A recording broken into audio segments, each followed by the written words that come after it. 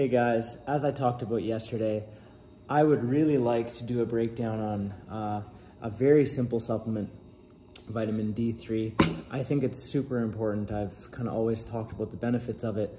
And right now, just kind of staring down the barrel at us is some more just almost shocking information. A lot of it is correlative, meaning it's not causation. So there's a difference between correlation and causation, and I do want to point that out.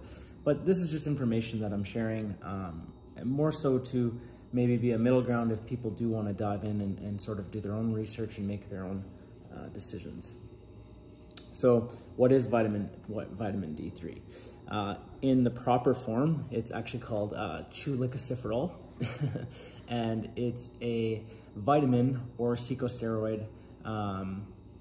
It's actually a hormone once it's converted, but the skin has the ability to make vitamin D3 from UVB exposure from the sun.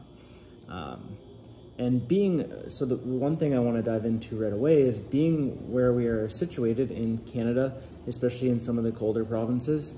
A lot of times, like in the winter months, the UVB is not even reaching our skin due to the atmosphere change, right? So it's not even getting through the atmosphere change. But under normal circumstances, your body can produce vitamin D3 from the sunlight exposure. It's then, your skin then creates the vitamin D3, and it's a fat-soluble vitamin, so it's stored in fat cells and sort of released as needed. And then it's converted into a hormone, and that hormone does a lot of stuff. And this was kind of new to me. I had known some of the more basic things that it does, but this hormone basically controls like 5% of the human protein genome. So that's like a lot. 5% for any one thing is a lot because we are a complex piece of machinery. So those hormones bind to immune receptors, and then the immune function is activated and regulated. So just to think about that, and digest that, that's pretty cool. That there's just so much conversion, and that your body can make it on its own through sunlight, and that it's doing all these amazing things. So when selecting a vitamin D3 supplement, one of the main things, and I'll mention it again because it is a mouthful, so I'm testing myself to see if I can say it. cholecalciferol is kind of the version that you're gonna want to take. There is some cheaper versions, not to get into this or pick on this, but like some of the grocery store brands that you'll see that are not a sort of like a liquid-based tab, they're more of like a powder-based tab, probably not very bioavailable. So if you look here, my finger is covering it. I don't know why it won't focus, but anyway, that big word right there, that's kind of what, and I'll obviously link it in the description. So that's kind of what you're gonna wanna be looking for. Most pills are 500 to 1,000 IUs a day. I like these 1,000 IU ones, and I take 4,000 IUs a day, which is the upper safe limit, sort of regulated by most governing bodies. But the problem is most, I think it's like 70% of North America is vitamin D deficient. And I think that's just based on lifestyle factors, to be honest. Like, you know, including myself, we don't, as a society, I feel like spend that much time outside. And we've also been locked up for a while on quarantine, so that also doesn't help. So the best thing to do is get a blood test done and see where your vitamin D levels are at. I know that most people are not going to do that, so I sort of recommend supplementing in the middle ground of maybe 2,000 IUs a day. I think is a really good, safe limit for everybody. And even if you're taking a multivitamin that contains D3, that's going to be low enough to be well within the safe ranges, because most multivitamins are going to only contain 200 to 500 IUs at best.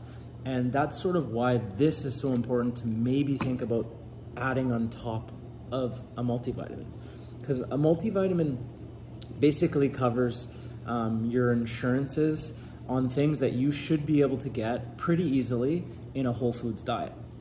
Vitamin D becomes a little bit more hard to get in today's sort of eating patterns because it's not in a lot of things. I know the government puts it actually in a lot of kids' breakfast cereals because it is so hard to get in the diet, so they made it regulated that it's sort of supplemented actually in a lot of breakfast cereals. However, it's usually a poor form and source and very not bioavailable. But there's other things like beef liver, whole eggs, cheese, mushrooms, I think, has a decent amount of vitamin D. So as you can see, these are not just like blatantly popular foods that are going to be in most people's diets.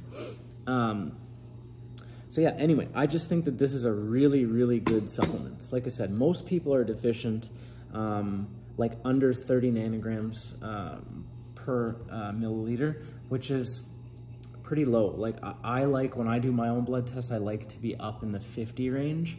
And I think 60 is maybe like the highest that you would want before some calcifying issues could become a problem.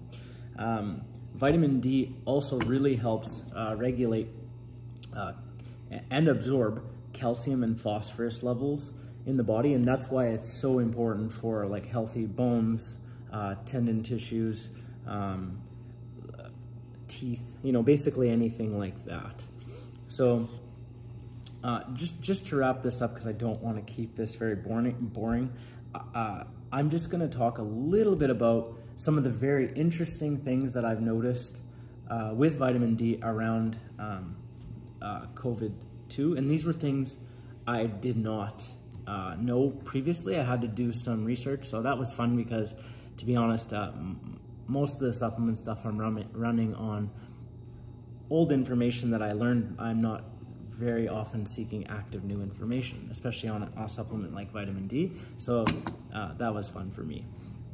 But vitamin D also helps upregulate the production of the ACE2 receptor.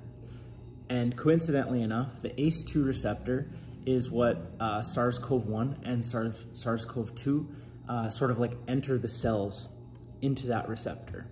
And when the viruses are contracted, it downregulates the production and utilization of this ACE2 receptor, which is very preventative in most respiratory diseases.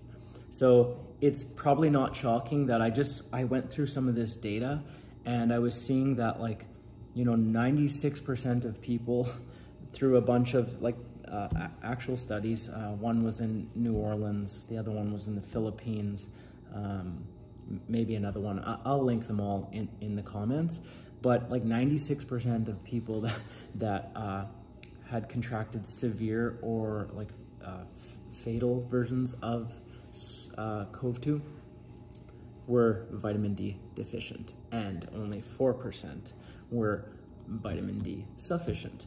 So this is kind of what I want to talk about, that like that is a correlation, it's not a causation. So by no means is that me or anyone else saying that you know, this is a preventative measure or a therapeutic or anything like that, but the data does strongly suggest that being sufficient in vitamin D is a very good thing for the given circumstances, and it's also a very good thing for just general health and well-being.